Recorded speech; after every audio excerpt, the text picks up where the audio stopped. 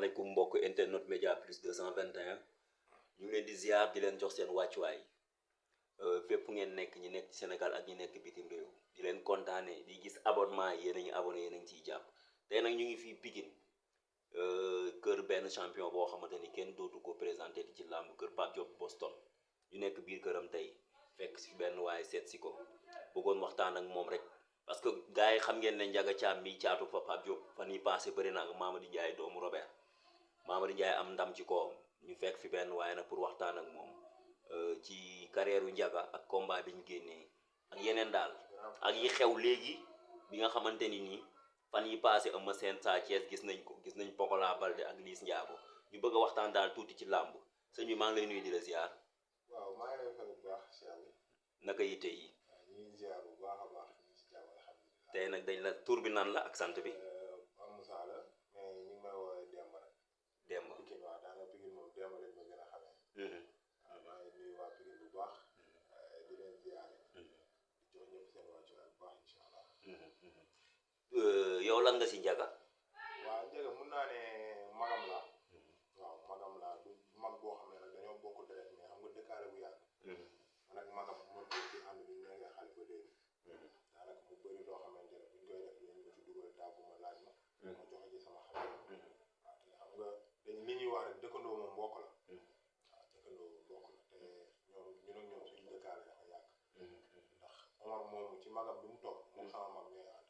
dëgg la man ak Omar di ànd Ndiaga di ànd ak rakk bi toog ci man sama rakk bi kon xam nga foofu mbokk la. dëgg la dëgg la ndax te mu nekk aussi moom xale bu yaru. waaw xale bu yaru xale bu bëgg ay nitam. mën ay nitam. waaw amul lenn loo xamante ne dina ko def te lu woo ay magam tàggu leen laaj leen wala daal ku neex a jàppale daal. vraiment macha allah.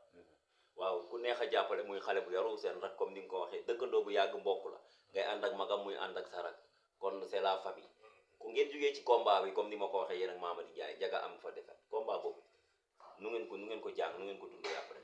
waaw comme lamb yëpp ah. parce que Ndiaga tey da doon ngemb di dem di daan ay doomu jàmbur.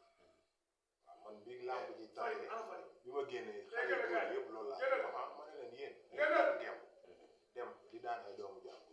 ñu jubilé ñu tuuti te dañoo dem ñàkk lamb xam nga rek lamb moom xam nga mbër moom daanaka bu daanoo rek wax ji dina bëri coow li fii jàppal bàyyi ku nekk kii moo def lii kii nangam kii moo waroon def lii deful mais amul kenn koo xamante ne tey def na ci làmb bi loo xamante ne waru ko woon a taxaluñ kenn waxuñ kenn dara làmb la woon dafa daan dem di ut yàlla di ko may dem na keroog yàlla xañ na ko waaw di ko ñaanal bu amatee làmb defe tam yàlla yem fii waaw parce que Mamady Ndiaye mi daan Ndiaga ku war a mën a daan Ndiaga parce que boo xoolee ñoom ñaar rek seen différence d'âge Mamady Ndiaye mën naa ne ba muy nekk fii ay champion d'Afrique di bëri ay mbabat boobu Ndiaga juddoo parce que man Mamady Ndiaye man damaa nekk xale bu ndaw di ko seetaan te Ndiaga man maa ko moom fuuf sax waaw kon Mamady bu daanee Ndiaga war na ngaa mën a daan mais yàqalul Ndiaga dara ci yoonu làmb yàqalu ko dara ci psychologiquement aussi il est bien parce que jour làmb ji bu ñu ñibbisee dem ci guddi gi ñoo toog fii waxtaan ne moom wax naa li mu xam man wax naa ko li ma xam après anyway mu continuer liggéeyam xale la am na avenir am mu ngi ci kanamam waaw te war na defaat leneen ci làmb te loolu yëpp dina ñëw après incha allah li nga wax rafet na dëgg la bu ko daanee war na ko daan waaye léegi bon Ndiaga fu mu jëm. bon Ndiaga moom daanaka sax boo xoolee ñu ngi koy jox du ñu ay adversaire am parce que doon naa leen ko wax mais dañuy jàpp ne ay waxu jaar. ñoom ñooy adversaire am. waaw nee naa leen xam nga tubaab moom. bu soree lu gàtt. waaw rafle dugalu ko ci. dëgg la tubaab. bu soree lu gàtt. rafle dugalu ko ci. xëy na daa bëgg a féerlu rek. Ndiaga peut-être xeebu moom Mamady Ndiaye. parce que Mamady Ndiaye champion la. mais Ndiaga Thiam wax dëggante yàlla bu fekkee yàlla rek a tax ñuy wax. warul bëri ay Mamady Ndiaye. waaw mais nag xam nga gis nga avance am ñaata weer la traîné. ñaata weer ñaata mois avant. dégg naa loolu. waaw ku naxaree wutal combat la. wutal adversaire.